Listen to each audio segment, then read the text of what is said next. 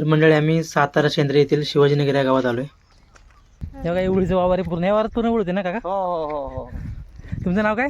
अधिकराव देशमुख. अधिकराव देशमुख आहे, शिवाजीनगरचे आहेत. यांच्या मळ्यामध्ये पण आलो आज. कांद्याची उड आणायला आलो आहे, म्हणजे कांद्याचं रोप. इथं मोठ्या प्रमाणात चांगल्या प्रकारचं कांद्याचं रोप मिळतं, तर तुम्ही यांना खाली दिलेल्या नंबरवर संपर्क करू शकता. तर म्हणजे असे वाफे असतात. या वाफ्याच्या मध्ये हा जो वाफा आहे ना, तो 10 फुटाचा आपण घेतला आहे. 50 फुटाचा वाफा असतो.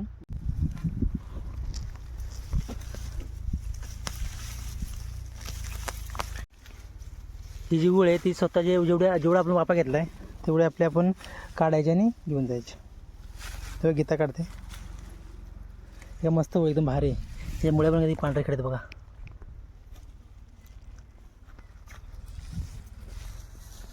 तर बघा काका स्वतः बांधतायत. त्यांनी केळीचं सोपाड आणलं ना. हो. आम्हाला आपले माजून देत आहेत ते.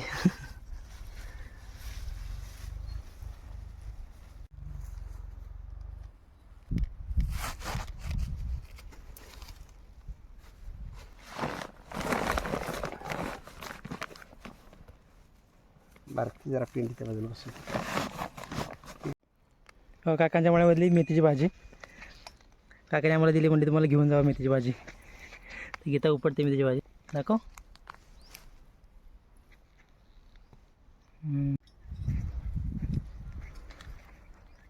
भाजीसाठी तुम्हाला.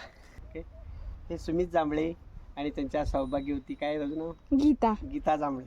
हे दोघे आमच्याकडे कांद्याचं रोप घ्यायला आले होते. ते सुद्धा यूट्यूबर आहेत. छान वाटलं त्यांचं ऐकल्यानंतर.